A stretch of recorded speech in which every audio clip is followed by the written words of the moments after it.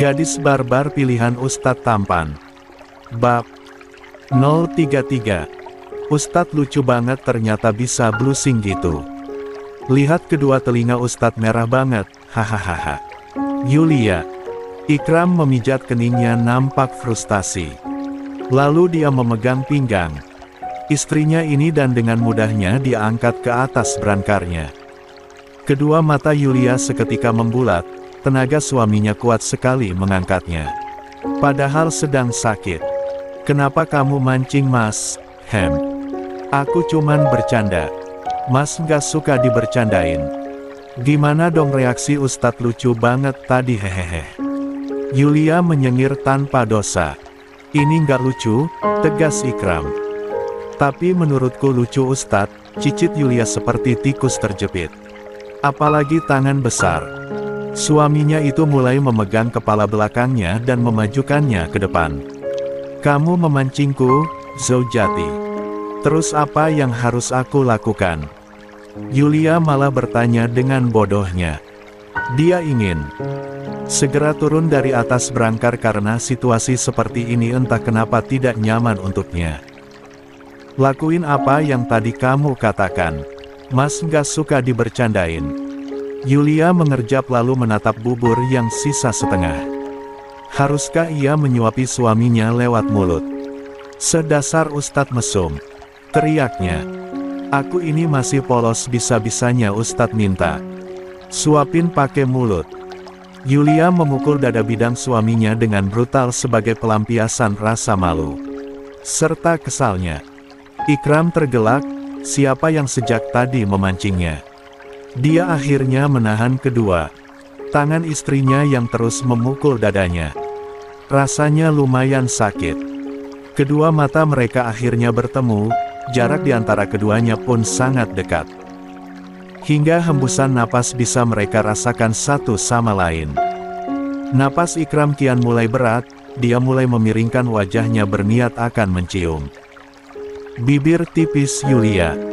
Sedikit lagi tapi akhirnya berhenti membuat Yulia mengerjap beberapa kali, tersadar.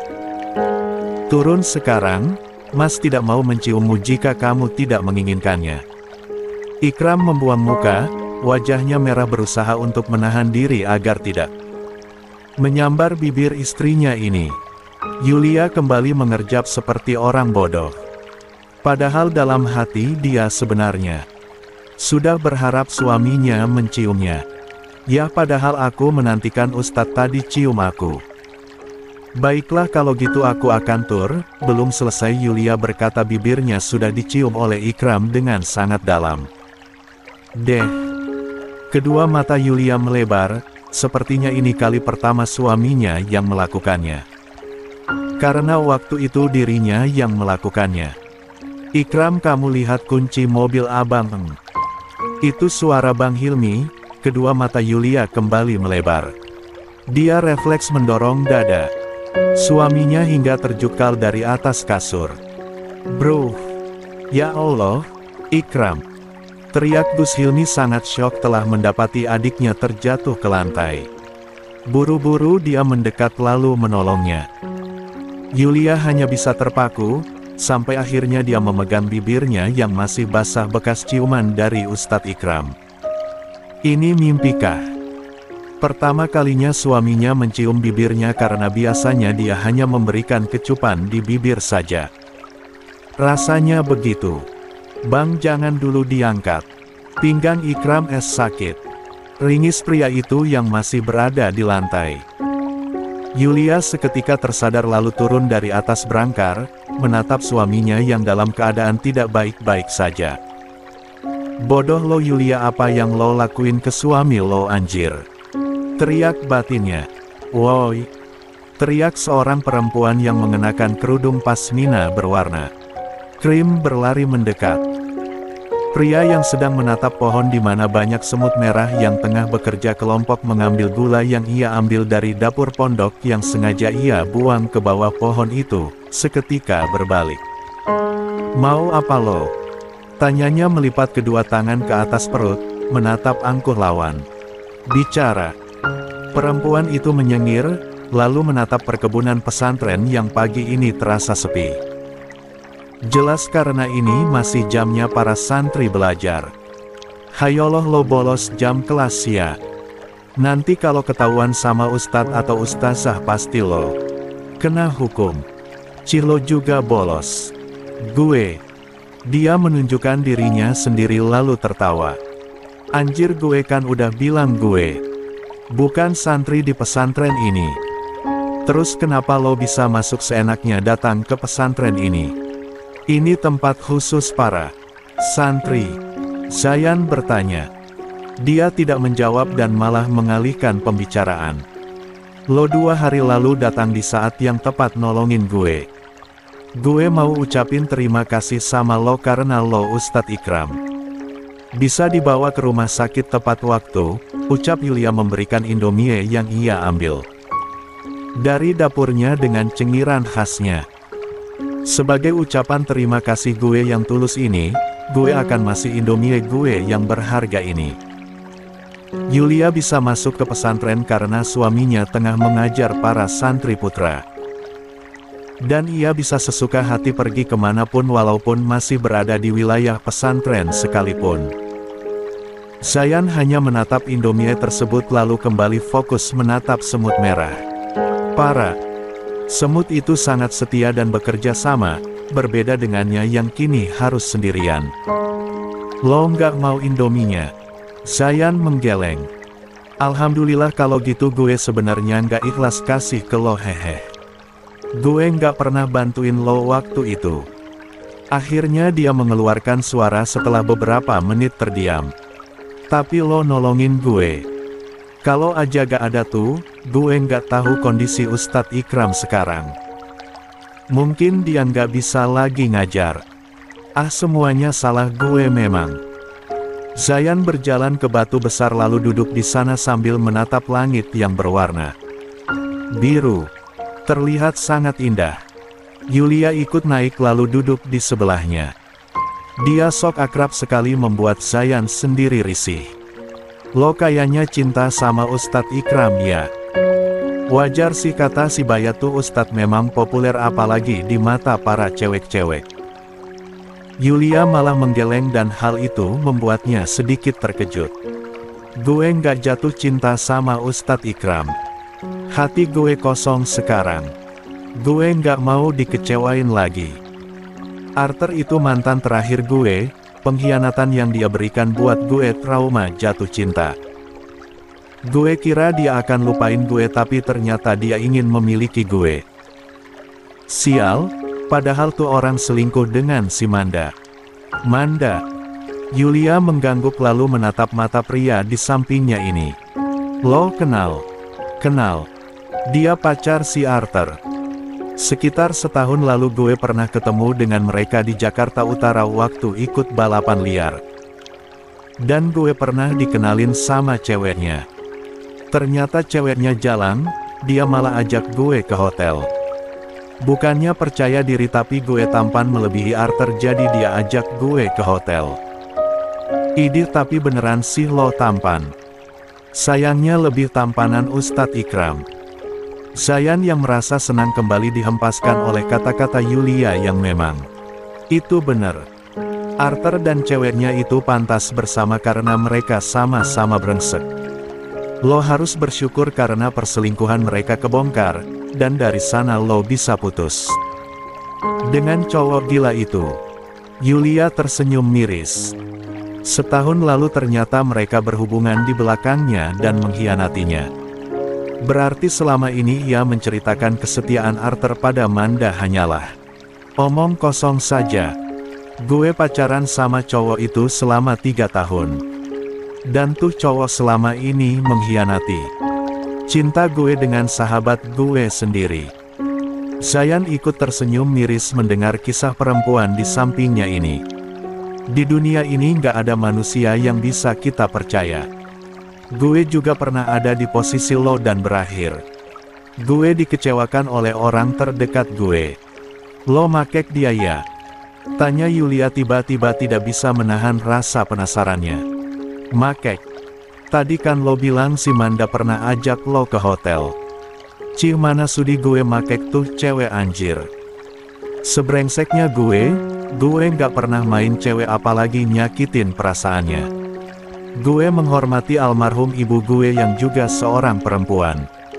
Yulia menepuk pundak Zayan tanpa sadar. Bagus bro.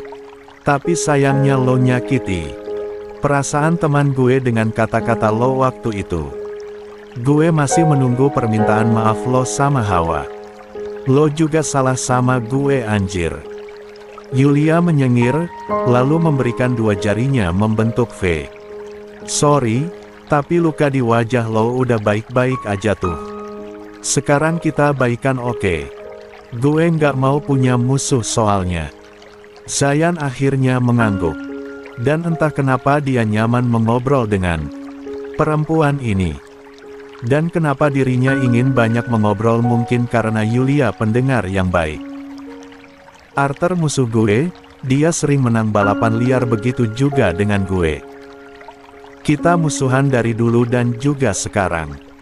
Sebenarnya gue nggak benci dulu sama tuh cowok. Tapi sekarang gue membencinya. Gue waktu itu datang bukan menolong lo tapi gue sengaja ngehajar Arthur karena gue punya dendam sama dia. Dendam apa? Dia alasan gue berakhir masuk ke pesantren ini. Waktu itu gue pernah ketangkep balapan liar oleh polisi. Seharusnya gue bisa melahirkan diri tapi sial si Arthur gila itu malah rebut motor gue dan berakhir. Gue kena tangkap dan dipenjara selama beberapa jam. Ayah gue murka karena gue terlibat balapan liar. Dia orangnya tegas banget sama gue, dan nggak punya perasaan juga. Gue dipukul habis-habisan saat keluar dari penjara lalu berakhir gue dimasukkan ke pesantren. Ah gue benci sama ayah gue. Tegas ke anak itu wajar, sahut Yulia, dia jadi merindukan ayahnya yang selalu tegas padanya, juga sedih karena waktunya bersama sang ayah sangat sedikit dibandingkan dengan kakaknya. Ayahnya terlalu fokus pada kakaknya. Ayah lo sayang sama lo, jangan membencinya atau lo suatu saat nanti akan menyesal. Dia takut lo terjerat pergaulan bebas. Ini pesantren tempat terbaik untuk lo yang ayah lo pikiran demi masa depan lo. Buktinya Hawa nyaman di sini. Dia juga terpaksa masuk ke pesantren ini karena ketahuan pacaran lalu sekarang nggak mau pergi dari tempat ini. Mungkin kalau lo menerima, lo akan nyaman di tempat ini. Kata Ustadz Ikram di sini bukan hanya belajar tentang agama Islam saja tapi kita bisa mendapatkan teman. Teman. Gue nggak percaya pertemanan, Yulia. Hubungan pertemanan itu tail. Nggak ada yang bisa setia dan diandalkan. Kalau lo pernah dikecewakan coba lagi. Pasti akan ada teman yang baik sama lo dan gak pernah nusuk dari belakang. Gue juga punya teman tapi akhirnya mereka ngecewain gue. Tidak masalah, di dunia ini masih banyak orang yang setia akan pertemanan. Termasuk lo. Lo mau jadi teman pertama gue. Zayan menatap perempuan di sampingnya ini. Yulia tersenyum lebar lalu mengangguk. Lo baik. Gue akan berteman sama lo. Dan lo jadi teman kedua gue setelah Bara. Sebenarnya gue jahat aslinya, ungkap Zayan. Yulia malah menggeleng sambil menunjukkan gula yang berserakan di bawah pohon. Lo baik sama hewan. Sulit banget nemuin manusia yang memberikan seekor semut makan di zaman sekarang. Baik iya, gumam Zayan. Kata seseorang yang gue sayangi juga gue baik. Jadi kita beneran berteman nih. Gue takutnya lo jatuh cinta ke gue atau kita temenan.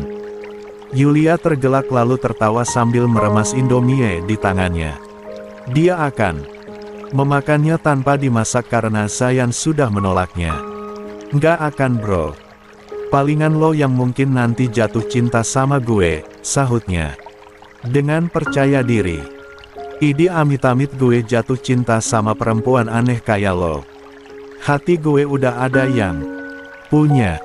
Wah siapa tuh? Zayan tersenyum miring. Ada deh, lo nggak usah tahu. Tapi yang pasti dia nggak pendek kayak lo. Lo pendek banget sumpah kayak botol Yakult. Sia, an lo ngehina fisik gue. Yulia meraung tak terima. Emangnya tinggi tubuhnya sependek itu kah? Zayan tertawa lalu turun dari batu besar itu. Tinggi lo cuman sedada gue anjir. Lo jelas mirip botol Yakult. Lo aja yang tinggi anjil gue masih normal tingginya daripada lo tiang listrik. Cek, mendingan gue tiang listrik daripada lo botol Yakult, wee. Zayan menjulurkan. Lidahnya membuat Yulia semakin kesal bahkan kini wajahnya sudah merah padam. Dan mereka pun pada akhirnya terus saling mengatai dan juga saling mengejar. Kemari lo anjing. Gue ini nggak mirip botol Yakult ya. Tarik kata-kata lo tiang listrik. Kedua mata Ustadz Ikram terpejam menikmati angin sore yang kini menamparkan wajahnya. Sungguh kenikmatan dari Allah benar-benar sangat luar biasa. Dirinya seorang manusia yang mengagumi kuasanya sangat amat bersyukur masih merasakan kenikmatan yang Allah berikan padanya. Tengah asik menikmati udara sekitar tiba-tiba kedua matanya ditutup oleh tangan. Seseorang dari belakang. Coba jawab aku siapa Ustadz? Tanya Yulia dengan suara yang dia besarkan akan suaminya ini tidak sadar suaranya. Ikram tersenyum tipis. Dari mana aja kamu Zaujati? Saya tadi mencarimu. Bibirnya seketika cemberut karena suaminya bisa menebaknya. Cek. Ustadz kok tahu ini aku? Sangat mudah mengetahui kamu, Zaujati. Bahkan bayanganmu saja aku tahu. Sungguh. Ikram mengangguk. Kemarilah dan duduk di dekat Mas. Yul segera duduk di sampingnya. Dia mengeluarkan rambutan yang tadi diberikan kakak ipar perempuannya kepadanya lalu memakannya. Ustadz mau rambutannya? Tawarnya.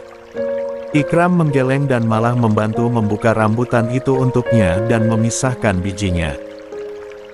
Yulia langsung memasukkan rambutan yang sudah dikeluarkan bijinya oleh suaminya 5 rambutan sekaligus. Lucu banget pipi kamu kayak mirip ikan muntal, Zaujati. Senyuman yang menghiasi wajahnya seketika luntur. Kenapa sih nggak Zayan nggak suaminya menghina fisiknya? Jangan tatap Mas kayak mau nelan Mas hidup-hidup, Zaujati. Enggak kok kamu lucu. Enggak mirip apapun. Luka di perut Ustadz udah kering belum? Yulia tanpa persetujuan langsung membuka kemeja biru yang suaminya pakai lalu menatap luka yang kini terlihat bekas jahitan dan tidak lagi diperban. Yulia ini tempat umum, jangan main buka-bukaan. Mas malu tahu.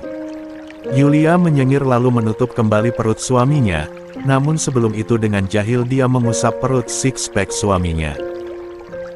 Ikram tersentak kaget, dia seperti merasakan tersengat listrik rasanya sampai akhirnya mengeluarkan tangan istrinya secara paksa. Zaujati jika kamu tidak ingin Mas melakukan hal yang takkan kamu duga mendingan kamu diam. Jangan main sentuh tubuh Mas sesuka. Kamu.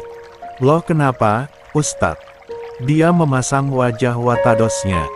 Ikram hanya bisa mengusap wajahnya frustasi. Semenjak insiden dirinya tertusuk Yulia menjadi berubah terbuka padanya.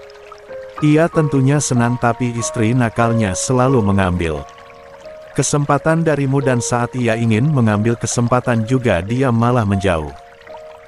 Bukankah ini tidak adil? Kamu mancing lagi. Yulia menelan ludah.